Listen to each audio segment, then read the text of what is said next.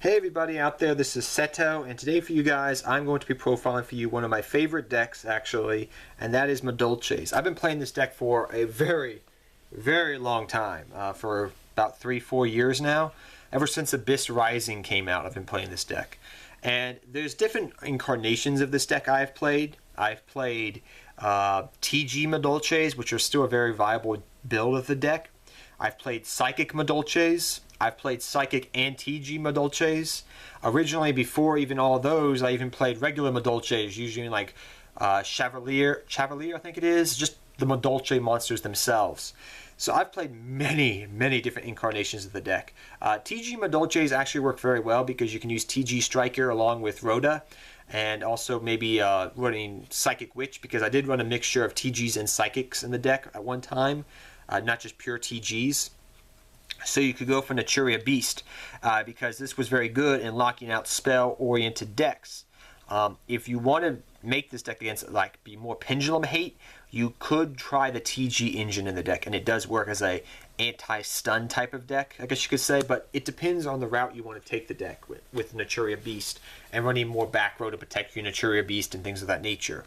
Well, without further ado, guys, let's get into this deck profile. I haven't profiled this deck on the channel in about 2 years. About a year and a half it's been a long time. But I hope you guys all enjoy it. So first off, I'll start off with Madolche Madeline. I've always called her Bae. She is my girl. She is my favorite Madolche monster in the deck, and if it wasn't for her, I would have probably never ever picked up this deck. But when I first saw her, I saw the artwork, and I was like, I must build this deck just because of you, and I think you're beautiful and cute and delicious. But yes, she is Stratos for the deck. She's a very good card. Because she is a spellcaster in today's age, it does play a part in going for Trapeze Magician for OTKs and combo plays, which is a thing I'll talk about later on in the deck. But yes, she is my favorite monster in the deck.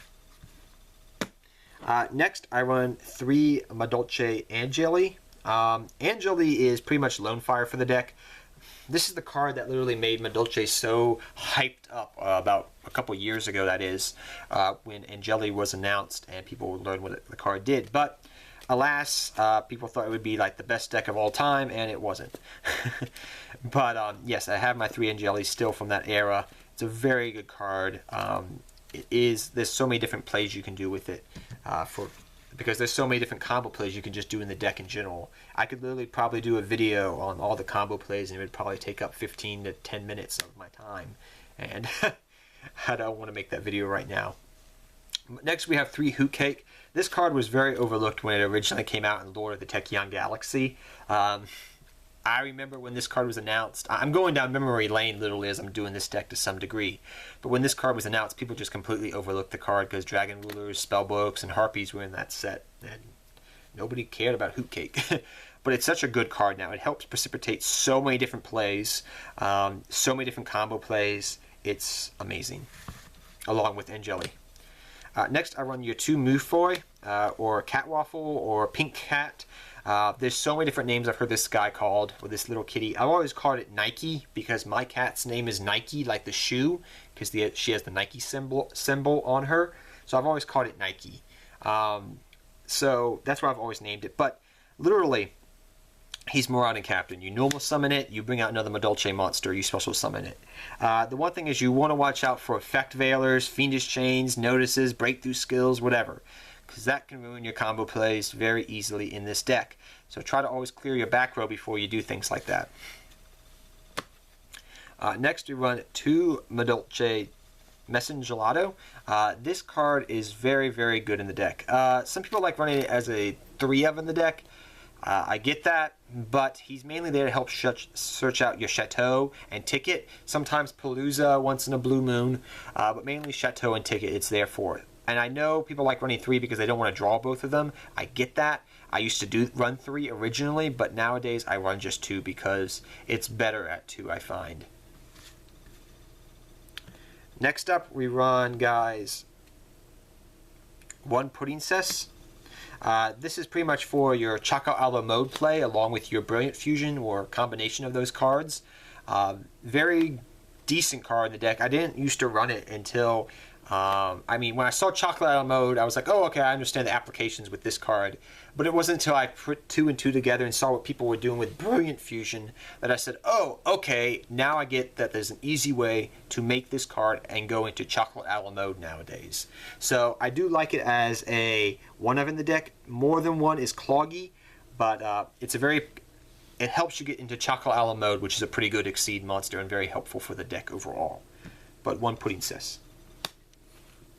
Next, I round up for my former pal engine. I run 2 Hat Tricker, 1 Trick Clown. Different people run different ratios of these cards. I've seen people run 2 Trick Clown and 1 Hat Tricker. I've seen people run 2 Trick Clown and 2 Hat Tricker and 1 Trick Clown. Pretty much what I'm trying to say, guys, is I've seen different ratios. 2 of these and 1 of these, or 2 of these and 1 of those. 1 Hat Tricker. It depends. Personally, I like running over the 2nd Trick Clown, Electric Magnetic Turtle. It comes in handy a lot of times. It helps so much in an age where you can get OTK just like that out of the blue. It comes in handy, and I do like it. And it's a light attribute that I can send to the graveyard, pretty much foolish it to the graveyard very easily, and it can protect me in case things go south very quickly. I can be like, oh, banish, no, you can't attack me right now. It's just a little good battle trick you can do, a little trick you can do. I am still testing. I've been testing this out ever since the emergency ban list back in February, and I do like this ratio right here. I will continue to test out. I'm thinking about running 2 Hat Tricker, but I just find that this helps go for more rank 4 plays, and it's very easy to go into Trapeze Magician. You just have to time it correctly, is what I'm trying to say here. And I like the option of either going for this or that, depending upon the scenario and how the game is progressing. That's just me. You could run 2 Hat Tricker, Trick Clown if you want, if you would like to go down that route, but I just prefer this ratio of cards. These are my 2 main light targets I send to the graveyard through Brilliant Fusion. However, I do have other targets in case I draw both of them because I have Effect Failure in the deck, which is a thing you can do in dire scenarios. But optimally, those are your 2 that you want to send because they help with your round, along with your combo plays and everything. Next, we run our 2 Knight Garnett. Main reason why you run Knight Garnett over the other Knight monsters, granted, I would suggest that if you don't want to spend the money on the Garnets, which are now more cheaper than they were before, you can run any Knight monster. It's just up to you. Personally, the reason I run the Knight Garnets is it is a beat stick, and you can use it off plays with Dagusto Emerald. That's the reason why. It's the biggest one. It's a normal that you can use with Dagusto Emerald to do combo plays as well. So that's why I chose Garnett over the other ones. But 2 Knight Garnett. Those help you out with your Brilliant Fusion plays. Next we run 2 Max C and 2 Effect Failure for hand traps. These help fuel your graveyard for your plays with your Madolche monsters like Hoot Cake and Angeli when you're doing combo plays like this, because say maybe the turn before you stop their monster with an Effect Failure or you Max Seed them with Max C, you're having graveyard fodder already in your graveyard for your other Madolche monsters to go off combo plays with Angeli and Hoot Cake for the most part. You know, do those different combo plays that are a very integral part of the deck, and these hand traps really play a second part in the deck for that reason.